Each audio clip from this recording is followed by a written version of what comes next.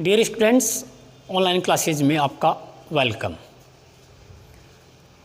आज हम कक्षा 12 सब्जेक्ट बायोलॉजी लेसन नंबर 8 इसका पार्ट नंबर 12 का अध्ययन करने जा रहे हैं। इस पार्ट नंबर 8 में पौधों के लिए जो अनिवार्य पोषक तत्व हैं 17, उनका हम अध्ययन कर रहे हैं, जिनमें से 13 जो पोषक तत्व हैं उनका अध्ययन हमने पिछले वीडियो तक कर लिया था। आज का जो पोषक तत्व है 14 नंबर का, वो कॉपर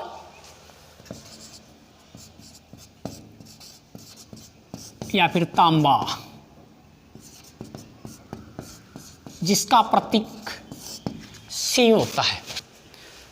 तो कॉपर का जो पादप हैं अवशोषण Cu डबल पॉजिटिव व Cu पॉजिटिव के रूप में करते हैं।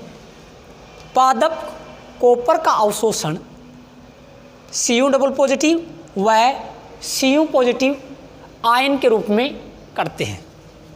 यदि पौधे को कॉपर कम मात्रा में प्राप्त होता है, एक निश्चित मात्रा से कम मात्रा में प्राप्त होता है, तो न्यूनता के लक्षण प्रकट होने लग जाते हैं।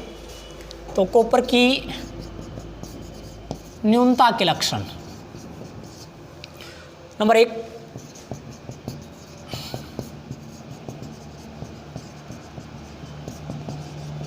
पौधों की जो पत्तियां हैं वो मुरझा जाती हैं, इसके अलावा मोड़ने लग जाती हैं। नंबर 2, नींबू यानी सीट्रस में शीर्षारंभी रोग यानी डाई बैक रोग हो जाता है। ये एक वेरी इंपॉर्टेंट बोर्ड एग्जाम का क्वेश्चन है। नींबू में शीर्षारंभी यानी डाई बैक रोग किस पोषक तत्व की न्यूनता के कारण होता है? तो आपका राइट आंसर होगा कॉपर की न्यूनता के कारण। पादप कॉपर का अवशोषण Cu डबल पॉजिटिव व Cu पॉजिटिव आयन के रूप में करते हैं। इसके न्यूनता के लक्षणों में नंबर 1 है पत्तियों का मुरझाना या मुड़ना। नंबर 2 है नींबू में शीर्षारंभी यानी डाई बैक रोग हो जाता है। 15 नंबर का पोषक तत्व है मोलिब्डेनम।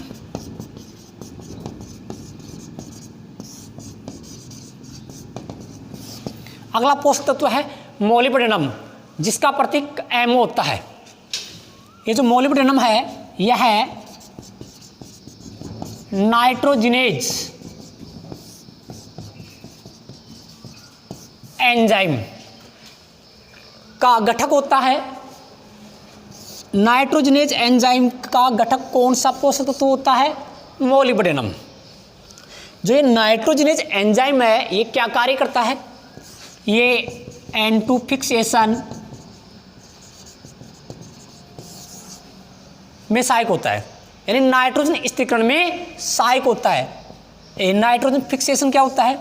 नाइट्रोजन का नाइट्रोजन के अवयवों, कल पिछले टर्म पर मैंने बताया था कि नाइट्रेट, नाइट्राइट इत्यादि में बदलना N2 फिक्सेशन कहलाता है। याद रखिए, नाइट्रोजनेज एंजाइम का मुख्य घटक कौन सा पोषक तत्व है?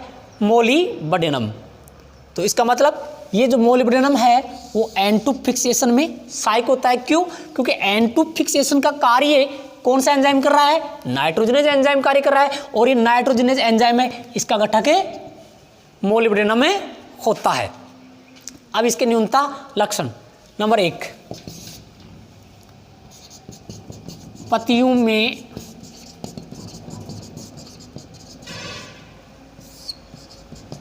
में हरिमाहीनता उत्पन्न रहती है। नंबर 2, फलों का निर्माण कम होता है। तो मोलिब्डेनम यह नाइट्रोजनेज एंजाइम का प्रमुख घटक है। इसके न्यूनता लक्षणों में नंबर 1 पत्तियों में हरिमाहीनता, और नंबर 2 फलों का निर्माण कम होता है। 16 नंबर का पोषक तत्व है क्लोरीन, Cl। ये क्लोरीन है, ये मृदा में Cl नेगेटिव आयन के रूप में उपलब्ध रहती है। याद रखिए, जो पौधे हैं वे इस क्लोरीन का जो अवशोषण करते हैं वो इस Cl नेगेटिव आयन के रूप में ही करते हैं। यदि पौधों को कम मात्रा में क्लोरीन प्राप्त हो तो न्यूनता के लक्षण प्रकट होने लग जाते हैं, जिनमें नंबर 1 है जो पत्तियों की जो लीफ होती हैं वे चितकबरी यानी उनके ऊपर अलग अलग उनके स्पॉट यानी धब्बे बन जाते हैं। इसके अलावा इससे भी फलों का निर्माण कम होता है। अंतिम जो पोषक तत्व है 17 नंबर का वह है निकल, जिसका प्रतीक होता है Ni। निकल को सन 1988 में अनिवार्य तत्व के रूप में डाल्टन ने शामिल किया था। याद रखिए, निकल को अनिवार्य तत्व के रूप में किसने शामिल किया? डाल्टन ने। कब? 1988 में। जो ये निकल है यह है यूरिएज एंजाइम का प्रमुख घटक है। निकल यूरिएज एंजाइम का प्रमुख घटक है। तो यहाँ एक क्वेश्चन बन रहा है कि यूरिएज एंजाइम के प्रमुख पोषक तत्व है जो घटक है इसका, उसका क्या नाम है? निकल। निकल की कमी से जो में अजीवात बीज बनते हैं जो अंकुरित नहीं हो पाते हैं। इस प्रकार से आज हमने जो लेसन नंबर 8 है पादपों में खनिज पोषण, इसमें जो 17 अनिवार्य पोषक तत्व हैं इनका विस्तार से अध्ययन किया। इसके अलावा एक इसमें छोटा सा टॉपिक और है जो इन पोषक तत्वों से थोड़ा भिन्न है, उसका नाम है वर्मिकुलाइट।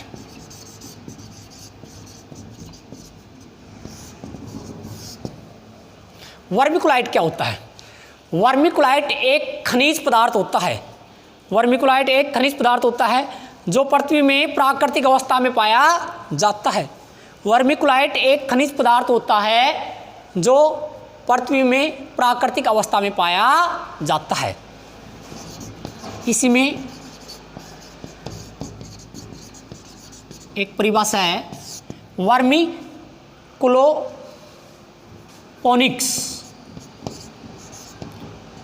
वर्मिकुलोपोनिक्स यदि पौधों को उगाने के लिए वर्मिकुलाइट का प्रयोग किया जाता है, यदि पौधों को उगाने के लिए वर्मिकुलाइट का प्रयोग किया जाता है तो यह तकनीक या जो विधि है वर्मिकुलोपोनिक्स कहलाती है।